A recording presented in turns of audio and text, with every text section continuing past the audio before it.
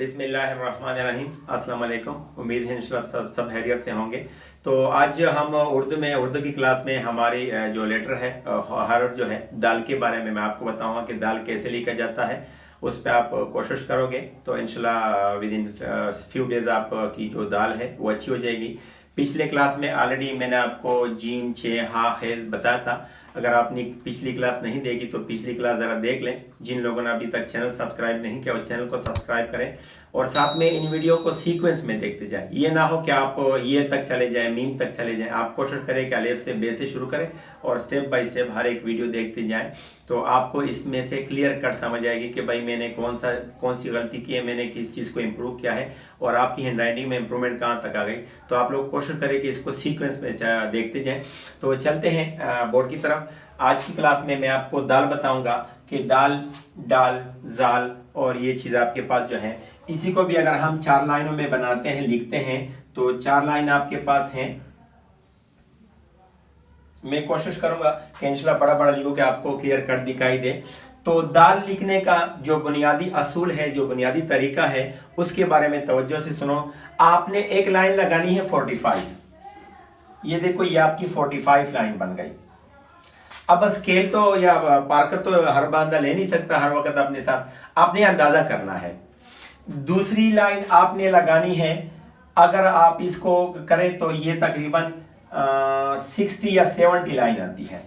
अगर आप इसमें देखें 90 एंगल में देखें, ये आपके पास 90 एंगल है तो ये आपके पास 90 दोनों तरफ से, ये 45 है, ये 45 है और ये जो है ये 60 है, 70 है, 75 है, जो भी है तकरीबन इतना से एंगल बनता है।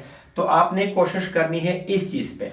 और जो तीसरी लाइन है ये बिल्कुल स्ट्रेट होनी चाहिए, ये बिल्कुल स्ट्रेट होनी चाहिए। इसमें आप यहां से या यहां से कहीं से भी कोशिश ना करें।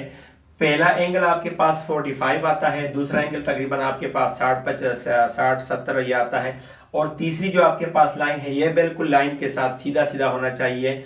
तो आप अगर इन रूल्स को फॉलो करोगे, अगर आप इन चीज़ों को देखोगे, तवज्जो से देखोगे, फिर उस पर अप्लाई कोशिश करोगे, प्रैक्टिस करोगे, तो इंशाल्लाह मुझे उम्मीद है कि आप दाल भी जल्दी सीख जाओगे। दोबारा ज़रा देखें इसको।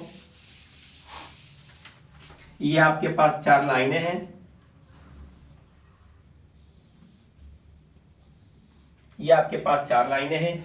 आपने पहला लाइन 45 एंगल पे बनाई, दूसरा लाइन आपने बनाई 60-70 पे और ये तीसरा लाइन जो आपके पास है ये बिल्कुल प्लेन है। दोबारा देखें, पहला लाइन जो आपके पास 45 एंगल पे है, दूसरा लाइन 60-70 पे है और तीसरा लाइन बिल्कुल प्लेन है, 0 पे आपके पास आता है। दोबारा देखें,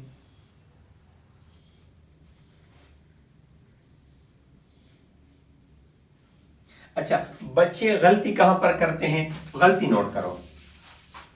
अक्सर बच्चे इसको ऐसे लिखते हैं, ऐसे, तो ये भी गलत है। कुछ बच्चे ये लाइन तो सही लगाते हैं ऐसे 45 पे, फिर इस लाइन को वो लोग 90 बनाते हैं, फिर भी आपके पास गलती आ जाती है। और कुछ बच्चे जो तीसरी गलती है वो ये करते हैं, ये लाइन भी सही होती है, ये लाइन भी सही होती है, लेकिन वो इस लाइन को ऐसे करते हैं, तो ये भी गलती है। ये 3 आप गलती ना करें। दोबारा सुने, ये लाइन आपके पास 45 एंगल पे बनती है, ये 45 एंगल है, ये भी 45 एंगल है, ये भी 45, ये भी 45 एंगल है। ये तकरीबन 60 या 70 के दरमियान होगा, ये 60 और 70 के दरमियान होगा, 60 और 70 के दरमियान होगा, ये भी 60 और 70 के दरमियान होगा और ये तो आपके पास नॉर्मल 0 एंगल पे आता है, जो हमें मतलब इसमें 0 आपके पास है। तो अगर आप इस चीज़ को फॉलो करोगे तो इंशाल्लाह मुझे उम्मीद है कि आप लोगों की दाल जो है ना वो विद इन फ्यू डेज में इम्प्रूव हो जाएगी। दाल है आपके पास और फिर एक डाल आता है और फिर जाल आता है, बाकी आप खुद बनाते जाओ। तो कोशिश करो कि एक पेज में जो लाइन होती है आपके पास 4 दाल लिखो, डाल लिखो, जाल लिखो और फिर ये पूरा पेज भरते जाएं। तो इंशाल्लाह अगर आप इस तरीके से अपने हैंडराइटर्स को प्रैक्टिस में लाओगे तो आपकी हैंडराइटिंग बड़ी इंप्रूव हो जाएगी।